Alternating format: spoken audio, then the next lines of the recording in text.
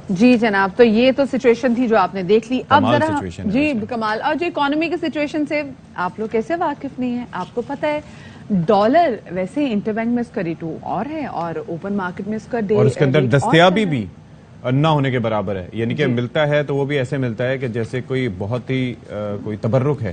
اور دوسری چیز یہ ہے کہ گولڈ ریٹس کو دیکھ لیں، وہ بلند ترین سطح پر تاریخی پہنچ گئے. جی کل پھر مطلب 1 تولہ سونا از 1,64,000 سم تھنگ. اندازہ کریں، امیجن 1,64,000.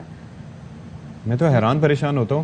میں نے ایک عرصہ پہلے ایک سجیشن دی تھی کہ میری تنخواہ جو ہے نا گولڈ ریٹس کے مطابق کر دیں کہ آپ کی تنخواہ اتنے تولے، اس کے بعد پھر مجھے کبھی پریشانی نہیں ہوگی. ایک تو تنخواہ آتی ہے، اوپر سے اس نخرے کرتے ہو. ہاں یہی بڑی بات کیا آتی ہے. بس ویسے تھوڑی بڑھ کے آ جائے تو ہمیں بہت اچھا لگے گا. لیکن بات یہ کہ مطلب آ رہی ہے تو گولڈ ریٹس تو خیر پتہ نہیں کیا سچویشن آگے ہوتی ہے. اللہ آپ اندازہ کریں ساری زندگی گولڈ ریٹ سے جنگ کرتے ہوئے گزری ہے. آگے دیکھیں سچویشن کیا ہے. یہ حال ہے بھائی. معاشی جو عدم استحکام ہے اور اسپیسیفکلی جو سیاسی عدم استحکام ہے، اس کی وجہ سے ہم دیکھ رہے ہیں کہ جو ہماری اسٹاک مارکیٹ ہے وہ بھی کتنے مندی کا شکار ہے. وہ بھی آپ کے سامنے ہے. مطلب کہیں سے بھی اگر دیکھا جائے تو معاشی کنڈیشن کو دیکھتے ہوئے ہمارے پاس ستی we don't have any good news to share with our audience. We don't have any good news and how can it be. I mean کیسے ہوگی بھائی جب آپ اب اسٹاک مارکیٹ تو چھوڑ دیں نا، عام مارکیٹ میں چلے جائیں تو وہاں پر کیا ہوتا ہے؟ انڈے 300 روپے سے اوپر کے، پیاز آپ کو کس ریٹ پہ مل رہا ہے، ٹماٹر کس ریٹ پہ مل رہا ہے، دہی کس ریٹ پہ مل رہا ہے، دودھ کس ریٹ پہ مل رہا ہے. کون سی معاشی صورتحال؟ آپ وہ مزید بڑھیں گے تو پھر وہ رونا کسی کو نہیں آتا. لیکن اسٹاک مارکیٹ کی صورتحال میں جب شیئرز ڈوبتے ہیں تو ظاہر ہے کہ اس کا امپیکٹ پوری آپ کی اکانومی پر پڑتا ہے. بہرحال وزیر اعظم صاحب نے ایک تقریب سے خطاب کرتے ہوئے کہا کہ ملک مشکل ترین حالات سے گزر ہے. یہ ہم نے پہلی بار نہیں سنا. یہ ہر وزیر اعظم کہتے ہیں. ویسے ڈالر کی گندم امپورٹ کرنی پڑ رہی ہے، فرٹیلائزر امپورٹ کرنا پڑ رہا ہے. اگر آپ کو دل کھول کے بیان کروں تو آپ کے رونگٹے کھڑے ہو جائیں گے کس مشکل ترین حالات سے پاکستان گزر رہا ہے. لیکن ہمیں ہمت نہیں ہاری. تعمیر اور ترقی وہ عمل سے ہوتی ہے، مسلسل عمل سے، نعروں سے اور دھرنوں سے نہیں ہوتی. جب تک کہ ملک کے اندر پولیٹیکل سٹیبلٹی نہیں آئے گی، ترقی آگے نہیں ہوگی. ہم سب کو اکٹھا ہونا ہوگا، اپنے اختلافات سے بالاتر ہو کر ہمیں پاکستان کی خدمت کرنی ہوگی کہ یہی وہ واحد طریقہ ہے پاکستان کو مشکلات سے نکالنے کا اور اس کشکول کو توڑنے کا.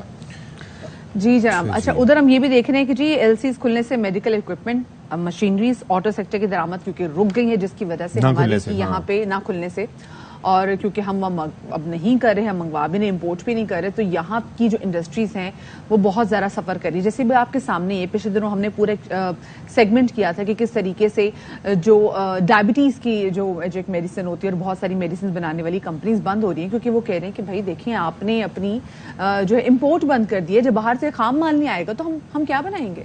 بالکل جی. آپ اندازہ کریں اس کی وجہ سے کتنی 18 کمپنیز بند ہوئی تھی. بہرحال اور ظاہر ہے کہ دفاعی ضروریات پر بھی اب یہ اثر انداز ہونا شروع ہو گئے ہیں اور اس کے لیے دفاعی درآمدات کی ایل سیز کے لیے اجازت لازمی قرار دے دیے. اچھا حماد اظہر صاحب کا موقف اس پہ سامنے آیا ہے کہ ملک دیوالیہ پن کی ایک قسم پوری کر چکا ہے، اب دوسری قسم پوری ہو جائے گی اگر ایسا ہی سلسلہ چلتا رہا.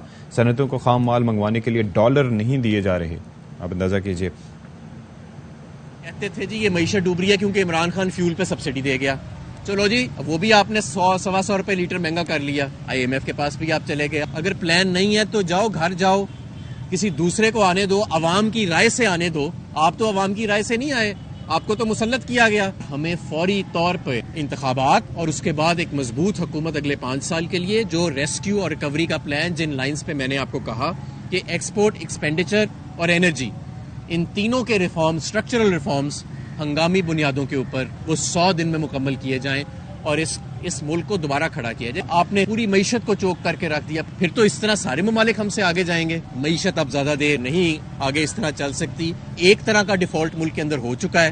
آپ کے پرائیویٹ سیکٹر بزنس کو آج ڈالر فراہم نہیں ہے اپنے را مٹیریل منگانے کے لیے. دیوالیہ پن کی جو ایک اقسام ہے ان میں سے ایک قسم تو ہم پوری کر چکے ہیں. اگر زیادہ دیر ہو گئی تو بدقسمتی سے ہم دوسری قسم پہ بھی کچھ ہی عرصے میں پہنچ جائیں گے. اچھا جی. حماد اظہر صاحب تو کہہ رہے ہیں کہ ایک طریقے سے ملک کا دیوالیہ ہو گیا، لیکن سچویشن کیا ہے آگے تو ہم جا کے اسپیسیفکلی بات بھی کریں گے. لیکن دوسری جانب ہم یہ بھی دیکھ رہے ہیں کہ وفاقی وزیر مملکت مصدق ملک صاحب بھی کہہ رہے ہیں کہ جو دورہ روس تھا وہ بہتر رہا اور اس کے بعد پاکستان کو روس سے رعایتی قیمت پر तेल मिलेगा और उसी कीमत में तेल मिलेगा जितने बाकी ममालिक को भी मिलता है रूस से।